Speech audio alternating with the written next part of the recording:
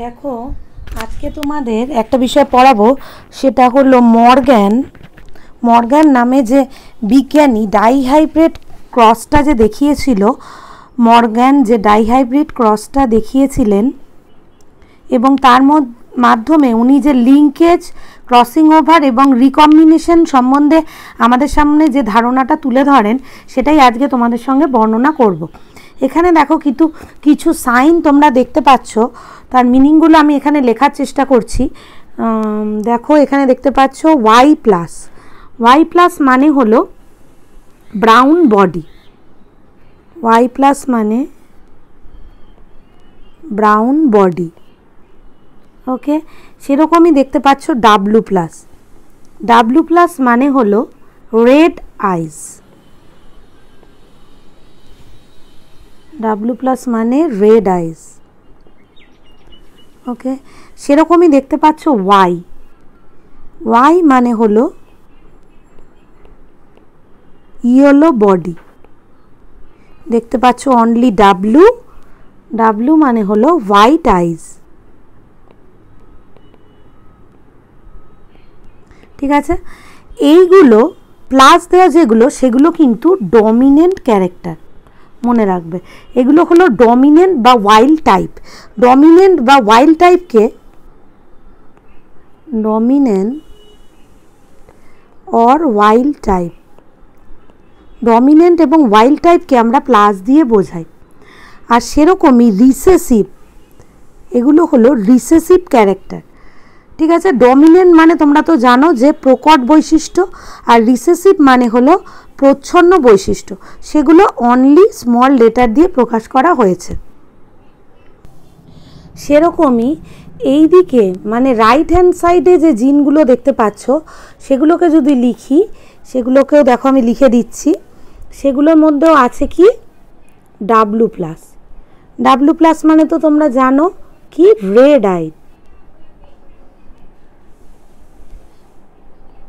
আইস, ঠিক আছে।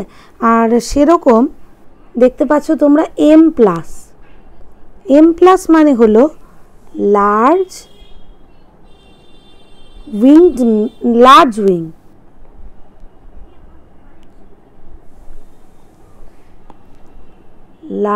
উইং, ঠিক আছে। অনলি ডাব্লু মানে তো তোমরা জানো হোয়াইট আইস, আর অনলি এম মানে হলো মিনিয়েচার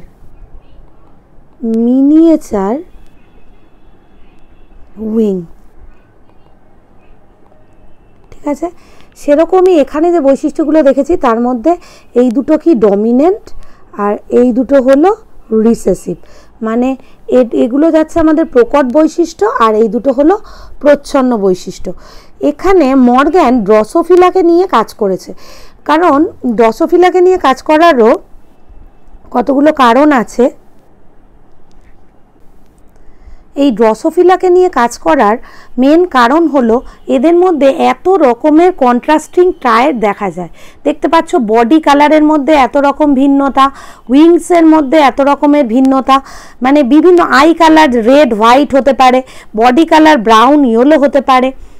আমি এখানে সংক্ষেপে লিখছি যে কেন ড্রসোফিলাকে নিয়ে মর্গ্যান কাজ করলো, কারণ এর মধ্যে রয়েছে বিভিন্ন রকম কন্ট্রাস্টিং ট্রায়েড, ঠিক আছে। যেমন ধরো কন্ট্রাস্টিং ট্রায়েডের মধ্যে আসছে, ধরো আই কালারের মধ্যে হতে পারে রেড, হতে পারে হোয়াইট। বডি কালারের মধ্যে হতে পারে ব্রাউন, হতে পারে ইয়েলো। উইংস কোনো সময় হতে পারে মিনিয়েচার, কোনো সময় হতে পারে লার্জ।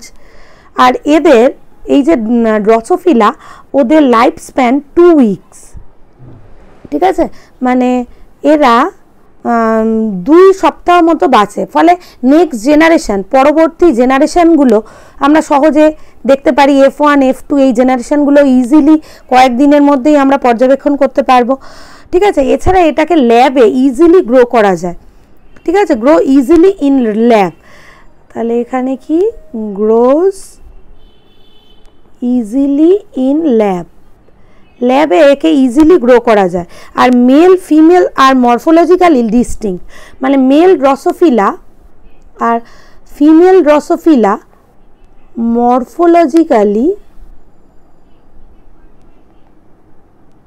মরফোলজিক্যালি কি হয়, ডিস্টিংক্ট। সেই জন্য আমরা দেখব যে এই ড্রসোফিলাকে নিয়ে প্রচুর কাজ করা হয়েছে আমাদের জেনেটিক্সে। এর নাম হলো ড্রসোফিলা মেলানোগ্যাস্টার, মানে যাকে আমরা বলি ফ্রুট ফ্লাই। ফল কাটলে যে মাছিগুলো দেখতে পারো তোমরা উড়ে বেড়াচ্ছে ছোট ছোট, সেগুলোই হলো ড্রসোফিলা। তাহলে ড্রসোফিলার এই যে ক্যারেক্টারিস্টিকগুলো দেখলাম, এই ক্যারেক্টার থাকার জন্য ওকে জেনেটিক্সে আদর্শ স্পেসিমেন হিসাবে ইউজ করা হয়। আর মর্গ্যানও ঠিক সেই কারণেই ড্রসোফিলাকে নিয়ে কাজ করেছিলেন। এই যে ছবি দেখতে পাচ্ছ, এই ছবিতে লিঙ্কেজটা দেখানো হয়েছে, result of 2 dihybrid cross conducted by Morgan. Cross 1 shows crossing between gene Y and W. Cross 1-এর ক্ষেত্রে আমরা দেখতে পাচ্ছি যে ওয়াই এবং ডাব্লু জিনের ক্ষেত্রে ক্রস হয়েছে, এবং cross B shows crossing between gene W and M, এবং ক্রস বিতে আমরা দেখতে পাচ্ছি যে ডাব্লু আর এম এর মধ্যে ক্রস হয়েছে। ঠিক আছে, here dominant wild type allele is represent plus চিহ্ন দিয়ে ডমিনেন্ট অ্যালিলকে রিপ্রেজেন্ট করা হয়েছে। Signs of and the strength of linkage between Y and W is higher than WM. এবার দেখতে পাচ্ছি যে এর মধ্যে যে লিঙ্কেজ সেটা কিন্তু এর লিঙ্কেজের তুলনায় অনেক বেশি, মানে YWর মধ্যে যে লিঙ্কেজ সেটা কিন্তু বেশি। কার তুলনায়? WM এর তুলনায়, লিঙ্কেজের তুলনায় এই লিঙ্কেজটা বেশি। সেটাই দেখবো। দেখো এটা কি করে করা হচ্ছে। এখানে Y আর W যে জিনগুলো নেওয়া হয়েছে সেগুলো দেখো খুবই ক্রোমোজোমের উপর খুবই পাশাপাশি অবস্থিত। ঠিক আছে, খুবই পাশাপাশি, কিন্তু MW এটা দেখতে পাচ্ছ যে খুবই ডিস্টেন্সলি অবস্থিত। উনি যে কি করেছিলেন দেখো, Morgan and his group knew that the genes are located on X chromosome and saw quickly that when the two genes in a dihybrid cross are situated on the same chromosome, তাহলে dihybrid ক্রসের ক্ষেত্রে আমরা কি দেখেছি যে দুটো জিনই একই ক্রোমোজোমের মধ্যে অবস্থিত। দুটো ক্ষেত্রে WY এবং WM দুটোই কিন্তু একই ক্রোমোজোমের উপর অবস্থিত জিন, এগুলোকে নিয়ে উনি কাজ করেছিলেন। Dihybrid cross and situated in the same chromosome. ঠিক আছে, the proportion of parental gene combination are such higher than the non-parental type. Morgan attributed these due to the physical association of linkage of the two genes is coined the term linkage to describe the physical association of gene on a chromosome, and the term recombination to describe the generation of non-parental gene combination. ঠিক আছে, এখানে উনি দুটো word use করেছেন, একটা হলো linkage আর একটা হলো রিকম্বিনেশন। আমরা লিঙ্কেজ জানি যে ক্রোমোজোমের মধ্যে যে লিঙ্কড জিনগুলো আছে সেটা অ্যাজ ইট ইজ সেম অবস্থায় যদি অপরতে বর্তায় তাহলে তাকে বলা হয় লিঙ্কেজ, মানে প্যারেন্টে যা ছিল অফস্প্রিংয়েও তাই হলে তাকে বলা হয় লিঙ্কেজ। কিন্তু রিকম্বিনেশন কাকে বলে? যদি ক্রোমোজোমের মধ্যে অবস্থিত জিনগুলো একটু ডিস্টেন্সে অবস্থিত থাকে তাহলে তার মধ্যে কি ঘটবে? প্যারেন্টালে ক্রোমোজোমের ক্ষেত্রে কি ঘটবে? তাদের ক্ষেত্রে ক্রসিং ওভার ঘটবে, এবং যেখানে অপত্য সৃষ্টি হবে তার ক্ষেত্রে কিন্তু এই অ্যাজ ইট ইজ এই জিন এখানে থাকবে না।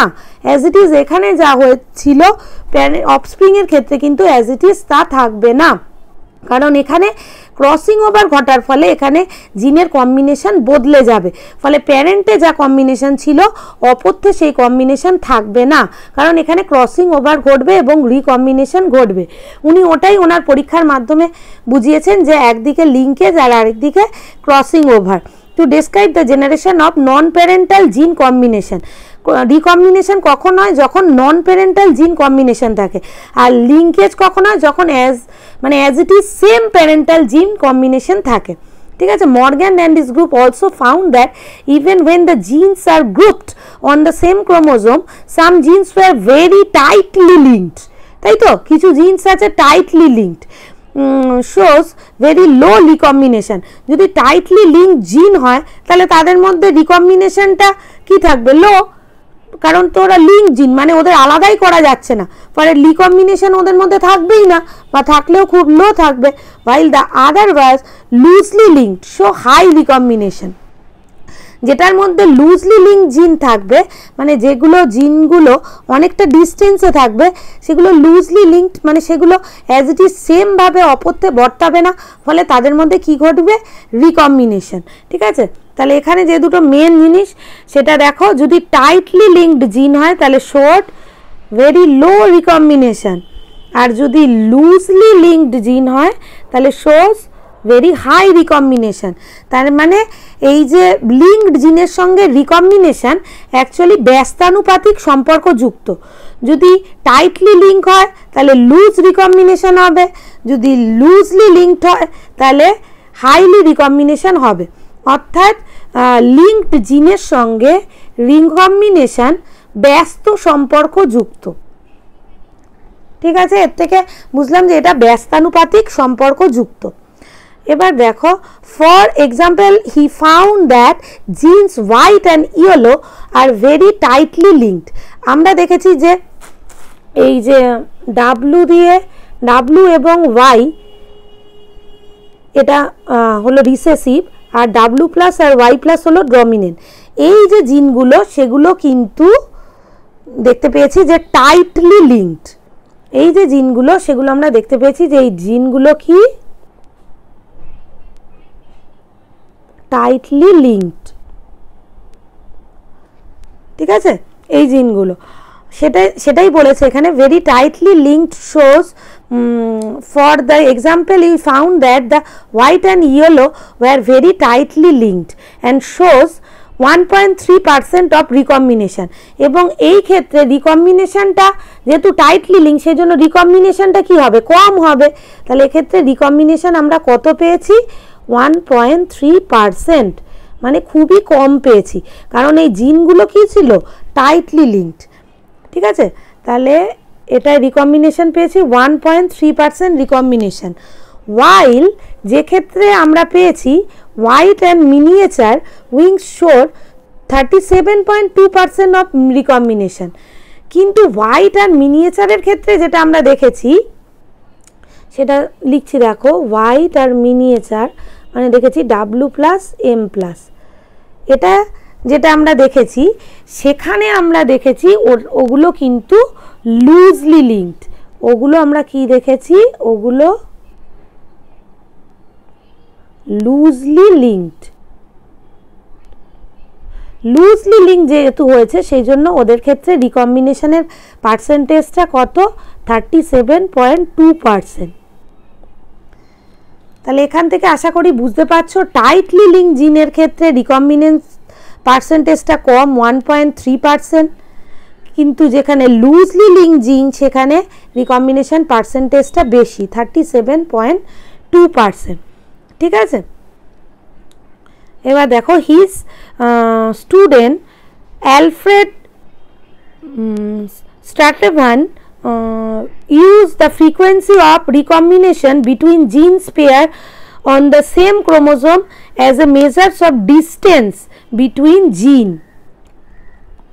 ডিস্টেন্সের উপরেই কিন্তু এটা নির্ভর করছে। যদি ডিস্টেন্সটা খুব কম হয় তাহলে সেটা কি হবে, টাইটলি লিঙ্কড হবে এবং রিকম্বিনেশনের পার্সেন্ট কম হবে। যদি ডিস্টেন্সটা কি হয়, কম হয়, ঠিক আছে, আর ডিস্টেন্সটা যদি বেশি হয় তাহলে লুজলি লিঙ্ক জিন হবে এবং সেখানে রিকম্বিনেশনের পার্সেন্টেজটাও কি বাড়বে। এবং এর উপরে ভিত্তি করেই মর্গ্যানের যে স্টুডেন্ট ছিল উনি কি করেন, উনি map the position of chromosome. Today the genetic maps are extensively used in starting point of sequencing the whole genome, as was done in the case of human genome sequencing project described later. এবং এই যে mapping বা উনি যে এই chromosome ম্যাপটা করলো তার উপর ভিত্তি করেই কিন্তু হিউম্যান জিনোম সিকোয়েন্সিং প্রজেক্ট করা হয়েছে, বা এই ক্রোমোজোম ম্যাপিংটাকেও হিউম্যান জিনোম সিকোয়েন্সিং প্রজেক্টে কাজে লাগানো হয়েছে। ঠিক আছে, তাহলে চলো দেখি উনি কি করেছিলেন, সেই পরীক্ষাটাই এখানে দেখানো হয়েছে। তাহলে এখানে যে দেখতে পাচ্ছ, এখানে YW, এটা ওয়াই ইয়েলো বডি কালার এবং হোয়াইট আইস জন্য দায়ী, এটা হলো রিসেসিভ ট্রায়েড। আর Y+ আর W+ ব্রাউন বডি আর রেড আইস জন্য দায়ী, এটা হলো ডমিনেন্ট ট্রায়েড। এক্ষেত্রে দেখো এই যে Y এবং W এই জিনগুলো কিন্তু লিঙ্কড, কারণ এটা ক্রোমোজোমের মধ্যে খুব কাছাকাছি ডিস্টেন্সে অবস্থিত, এই জন্য এরা হলো লিঙ্কড জিন। এই জন্য এই প্যারেন্টাল থেকে F1 জেনারেশনে দেখো যে টাইপগুলো তৈরি করেছে তাতে প্রত্যেকটাতেই কিন্তু YW লিঙ্কড অবস্থায় আছে, এবং এরা F1 জেনারেশনে এইগুলো তৈরি করেছে দেখতে পাচ্ছি। নেক্সট দেখো F2 জেনারেশনে যেগুলো তৈরি করেছে তার মধ্যে এদিকের যে এগুলো দেখতে পাচ্ছ এগুলো হলো প্যারেন্টাল, দেখতে পাচ্ছ এগুলো হলো সব প্যারেন্টাল, মানে এখানে YW জিনগুলো সবই লিঙ্কড অবস্থায় আছে, YW জিনগুলো সব লিঙ্কড অবস্থায় আছে। মানে এখানেও যেমন লিঙ্কড ছিল, প্লাসগুলো একসাথে ছিল আর প্লাস ছাড়াগুলো একসাথে, এখানেও প্যারেন্টালে আমরা তাই দেখতে পাচ্ছি, প্লাসগুলো একসাথে এবং প্লাস ছাড়াগুলো একসাথে এখানে, সেই জন্য এগুলো হলো প্যারেন্টাল টাইপ। কিন্তু এর মধ্যে কিছু রিকম্বিনেশনও ঘটেছে, সেটা খুবই কম পার্সেন্টেজে, 1.3%। সেই জন্য প্লাসের সঙ্গে দেখো Y+ এর সঙ্গে W এসছে, Y এর সঙ্গে W+ এসছে, এগুলো হলো due to crossing over, recombination ঘটেছে। এই যে এই জিনগুলো Y এবং W এই জিনগুলো ছিল প্রত্যেকটাই লিঙ্কড জিন, সেই জন্য এক্ষেত্রে প্যারেন্টালে পার্সেন্টেজটা আমি বেশি পেয়েছি, 98.7% প্রায় প্যারেন্টালে পার্সেন্টেজ পেয়েছি, মানে এগুলো হয়েছে সব ওয়াইল্ড টাইপ। রিকম্বিনেশন ঘটেছে কিন্তু সেগুলো খুবই কম, 1.3%-এর ক্ষেত্রে আমি রিকম্বিনেশনটা দেখতে পেয়েছি, কারণ এই জিনগুলো বারবার বলছি সবই কি ছিল, লিঙ্কড জিন, সেই জন্য এক্ষেত্রে আমরা লিঙ্কেজ দেখতে পেয়েছি, মানে ক্রোমোজোমে অবস্থিত জিনগুলো একই অবস্থায়, একই ক্রোমোজোমের মধ্যে অবস্থিত জিনগুলো একই অবস্থায় প্যারেন্ট থেকে অপত্যে বর্তাতে আমরা দেখেছি, কারণ YW এই জিনগুলো ছিল লিঙ্ক জিন। সেই জন্য ক্রস এর ক্ষেত্রে আমরা প্যারেন্টাল টাইপটা পেয়েছি বেশি আর রিকম্বিনেন্স টাইপটা পেয়েছি কম, কারণ এক্ষেত্রে ছিল এগুলো সবই লিঙ্কড জিন, বোঝা গেছে। এবার দেখো ক্রস বি এর ক্ষেত্রে এখানে W আর M একটা রিসেসিভ টাইপকে বোঝানো হয়েছে, white eye and miniature wings, আর W+ আর M+ এর দ্বারা ডমিনেন্ট টাইপকে বোঝানো হয়েছে, রেড আই এবং লার্জ উইংসকে। ঠিক আছে, এই W আর M ক্রোমোজোমের মধ্যে এই অবস্থিত জিনগুলো দেখো YW ক্ষেত্রে দেখতে পেয়েছো এগুলো কতটা কাছাকাছি, কিন্তু WM এর ক্ষেত্রে দেখতে পাচ্ছ ক্রোমোজোমের মধ্যে এই জিনগুলো কিন্তু অনেকটা দূরে দূরে অবস্থিত, তাই না? এই দূরে বা ডিস্টেন্স জিন হলেই তার মধ্যে কি ঘটবে, রিকম্বিনেশন। তাহলে F1 জেনারেশনে দেখো এখান থেকে এইগুলো পেয়েছি, আর F2 জেনারেশনে যেগুলো পেয়েছি সেগুলো যদি আমরা লক্ষ্য করি দেখব যে এক্ষেত্রে প্যারেন্টালটা কিন্তু অনেকটাই কম, প্যারেন্টালটা মানে যেগুলো ওয়াইল্ড টাইপ, যেগুলো প্যারেন্টালে ছিল সেরকম অ্যাজ ইট ইজ ভাবে বর্তিয়েছে, মানে অ্যাজ ইট ইজ রয়েছে প্যারেন্টালে, সেটা হলো 62.8%। আর যেহেতু এটা অনেক ডিস্টেন্সে অবস্থিত এই জিনগুলো, সেজন্য এর মধ্যে কি ঘটেছে, ক্রসিং ওভার, এবং ক্রসিং ওভার ঘটার ফলেই এই রিকম্বিনেন্ট টাইপগুলো তৈরি হয়েছে। দেখো W+ এর সঙ্গে এসে গেছে M, Wর সঙ্গে এসে গেছে M+, W+ এর সঙ্গে M, Wর সঙ্গে M+, এরকম বিভিন্ন রিকম্বিনেন্ট টাইপ আমরা দেখতে পাচ্ছি ডিউ টু ক্রসিং ওভার। ঠিক আছে, কারণ এই যে জিনগুলো এইগুলো ক্রোমোজোমের মধ্যে অবস্থিত, কিন্তু এগুলো অনেকটা ডিস্টেন্সে অবস্থিত, সেই তুলনায় আমরা ডিস্টেন্সে অবস্থিত বলে এর মধ্যে ক্রসিং ওভার ঘটেছে, এবং আমরা রিকম্বিনেশন পার্সেন্টেজটা সেই জন্য এক্ষেত্রে দেখছি অনেকটা বেশি। আর এগুলো ডিস্টেন্স কমে অবস্থিত বা খুবই লিঙ্কড জিন বা পাশাপাশি অবস্থিত ছিল বলে আমরা দেখতে পেয়েছি যে এর মধ্যে প্রায় ক্রসিং ওভার ঘটেইনি বা ঘটলেও খুব কম পরিমাণে ঘটেছে এবং রিকম্বিনেশন পার্সেন্টেজটা খুব কম, সেটা হলো 1.3%। ঠিক আছে, কিন্তু এখানে যেহেতু ডিস্টেন্স জিন, এটা খুবই কম ডিস্টেন্স ছিল, কিন্তু এটা খুবই জিন দুটো ক্রোমোজোমের মধ্যে খুব পার্থক্যে অবস্থিত, সেই জন্য এর মধ্যে রিকম্বিনেশন পার্সেন্টেজটা দেখতে পাচ্ছি 37.2%, কারণ এর মধ্যে ক্রসিং ওভার ঘটার সুযোগ রয়েছে, সেই জন্যেই রিকম্বিনেশন হবে, ভ্যারিয়েশন হবে এবং এটাই ইভলিউশনের পথকে সুগম করে। ঠিক আছে, তাহলে এর মধ্যে আমরা দেখতে পাচ্ছি কি ঘটেছে, ক্রসিং ওভার ঘটেছে এবং ফলে রিকম্বিনেশন দেখতে পাবো, এই জন্য ভ্যারিয়েশন দেখতে পাচ্ছি এবং ভ্যারিয়েশনের ফ্রিকোয়েন্সিটা বা ভ্যারিয়েশনের টাইপটা বা পার্সেন্টেজটা বেশি তুলনামূলক এই। তাহলে এই দিকটা, এটাকে বলা হচ্ছে লিঙ্কেজ আর এটাকে বলা হচ্ছে রিকম্বিনেশন। আমরা যে এখানে মর্গ্যানের এক্সপেরিমেন্ট থেকে, মর্গ্যান যে এক্সপেরিমেন্টটা করেছে মর্গ্যানের গ্রুপ, তার থেকে এই টার্ম লিঙ্কেজ এবং রিকম্বিনেশন এই দুটো সম্বন্ধে আমরা ধারণা পেলাম। লিঙ্কেজ এবং, তাহলে মর্গ্যান যে পরীক্ষাটা করেছে তার থেকে আমরা এই যে লিঙ্কেজ আর রিকম্বিনেশন এই দুটো ধারণা আমাদের এই পরীক্ষার মাধ্যমে ক্লিয়ার হয়ে গেল। লিঙ্কেজ, এক হলো লিঙ্কেজ আর দুই হলো রিকম্বিনেশন। ঠিক আছে, ফার্স্ট কেসে আমরা দেখতে পেয়েছি কি, এই কেসটা ঘটেছে লিঙ্কেজ আর এই কেসে ক্রস এর ক্ষেত্রে ঘটেছে লিঙ্কেজ এবং ক্রস বি এর ক্ষেত্রে আমরা দেখতে পেয়েছি যে এই ক্ষেত্রে ঘটেছে কি, রিকম্বিনেশন। ঠিক আছে, লিঙ্কেজ ঘটার জন্য ক্রস এর ক্ষেত্রে আমরা দেখতে পেয়েছি প্যারেন্টালটা বেশি, কারণ অ্যাজ ইট ইজ প্যারেন্টাল থেকে অফস্প্রিংয়ে সেম জিনগুলো, একই ক্রোমোজোমে অবস্থিত জিনগুলো একইভাবে প্যারেন্ট থেকে নেক্সট জেনারেশনে গেছে, কিন্তু ক্রস বি এর ক্ষেত্রে আমরা দেখেছি যে এখানে রিকম্বিনেশন ঘটেছে, সেজন্য রিকম্বিনেন্ট টাইপটা বেশি, কারণ এখানে ক্রসিং ওভার ঘটেছে, সেই জন্য এখানে রিকম্বিনেশন ঘটেছে বলে এই টাইপটা আমরা বেশি পেয়েছি, কারণ এখানে ক্রসিং ওভার ঘটেছে আর এখানে কিন্তু ক্রসিং ওভার খুব কম ঘটেছে, সেই জন্য রিকম্বিনেশন পার্সেন্টেজটা প্রায় 1% আর এখানে প্রায় 37%।